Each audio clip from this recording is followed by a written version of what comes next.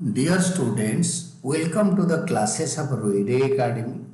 Today we are studying the chapter on depreciation.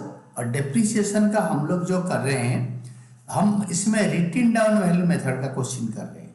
तो written down value method में आपके a boiler was purchased from abroad for 10,000, shipping and forwarding charges 2,000, import duty 7,000 and expenses of installation amounted to 1,000.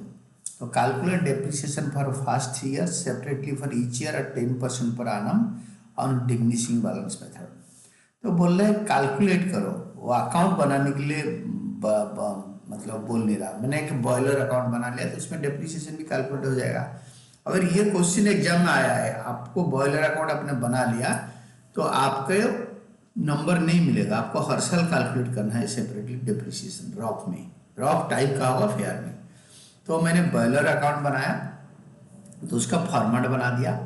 जो boiler खरीदा है तो उसमें year लिखा नहीं है तो फर्स्ट ईयर लिखो. First year to bank account. सारे खर्चा को इकट्ठे ऐड कर दो. To bank account boiler purchase 20,000. और इसका जो डेप्रिसिएशन है दैट इज 10%. तो एंड ऑफ फर्स्ट ईयर, ये भी first year but and bye depreciation account इसका 10% निकालो तो 2,000. फिर इसको बैलेंस कर दो. तो दैट इज 20,000 डेबिट साइड में, क्रेडिट साइड में भी 20,000. फिर उसमें 2,000 माइनस करके विल बी गेटिंग 18,000. तो 18,000 से आप क्या करोगे ना, 18,000 हो गया. 18,000 को डेबिट साइड में ट्रांसफर करोगे सेकेंड ईयर में. It will be like this. 18,000 यहाँ लिखो टू बैलेंस ब्रेक डाउन.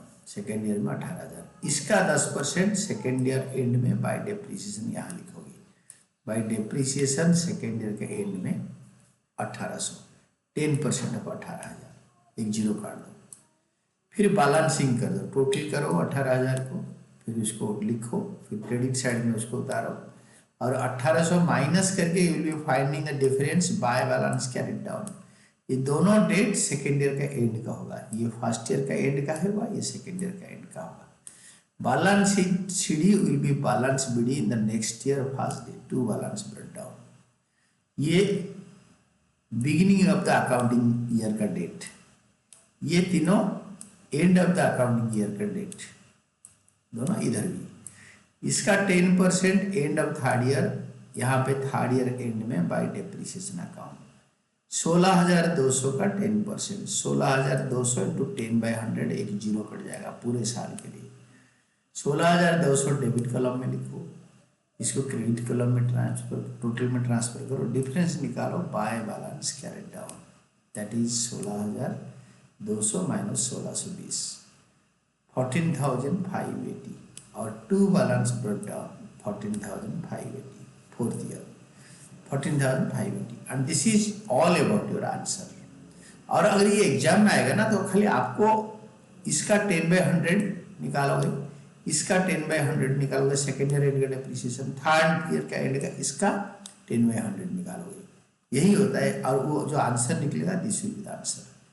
2,000, 1,800 और 1,620 रॉक में. और you will not be preparing boiler account any more. इसीलिए मैंने आपको बॉयलर अकाउंट बना दिया बट आपको समझा दिया कि you have just calculate the only depreciation, nothing else. And this is all about your answer.